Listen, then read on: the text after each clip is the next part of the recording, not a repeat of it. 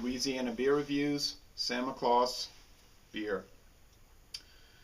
14% alcohol, one of the strongest beers on the planet. This Doppelbock lager was first introduced on the market in 1980 in Switzerland. That original company went out of business in 1997, and a company from Austria, Castle Brewery, Eggenberg, and Feldschlossen Herlemann Holding reintroduced it a few years ago. It's classified as a malt liquor, which of course just means an extra strong beer. I've never had it. I picked it up somewhere in Metairie, Louisiana. Let's see.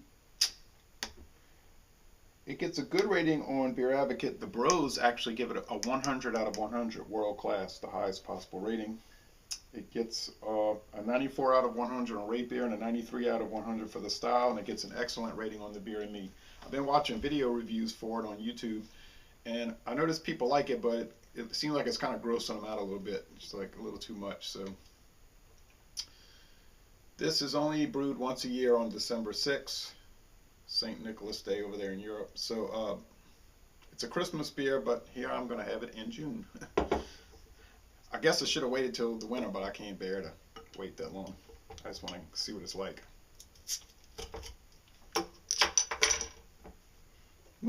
Smell it already. A lot of smoke here. Probably not showing up with the probably inferior light, but there's a lot of smoke. Guess I should have done this review outside.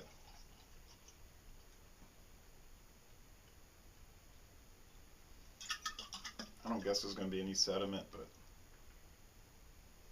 never know. All right. It has a medium root beer like head, a slightly off-white fizzy root beer type head. The appearance is clear and I would say amber, maybe more copper.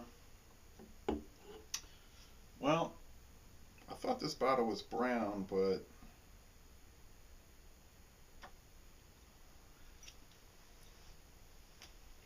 it is more like greenish brown, if that makes any sense. Yeah, it's like a dark green, really. I don't think it's going to be skunky, though.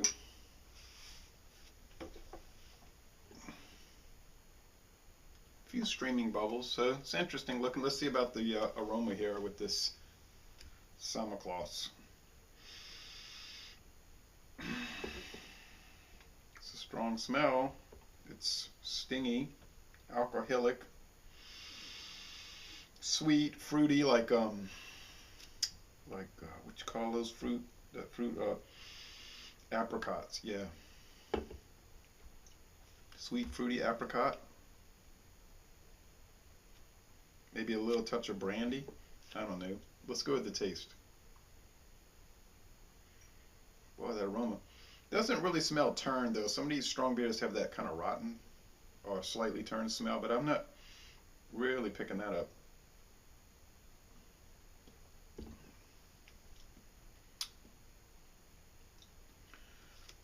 Super sweet, fruity. The alcohol burn is really not that prominent.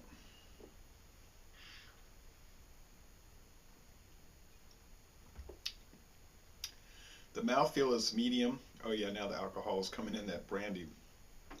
It just reminds me of brandy wine. Got that kind of menthol feeling in your mouth. The mouthfeel is medium. The finish is pretty dry and fruity. I don't think it's gross or overly sweet. Even on the website, they were talking about this could be cloying. They were describing it as cloying, which means kind of nauseatingly sweet like you get with a lot of malt liquors, but I'm not picking that up.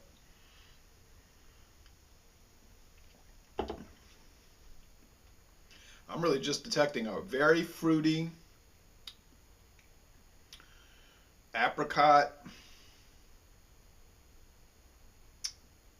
brandy type beer. You might even think this was a sweetened drink, like they had added fruit to it, but I don't think that's the case. It's just very sugary. So how would I rate this? I'm going to give it an A. I think it's most excellent, and I don't remember the price. To tell you the truth, I don't know what it costs, but it's not cheap. You're going to sip on this. You wouldn't want to gulp this down. I could gulp it down in front of this camera right now, but I'm not going to.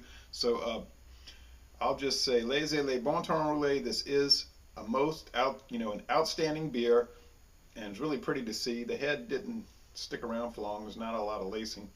And if you ever go to Cleveland, stop by their Cleveland Indians ballpark. I checked the website today. There's $9 tickets for every game. Every game. That's a good deal. So I'll end this by saying, y'all come on down to New Orleans.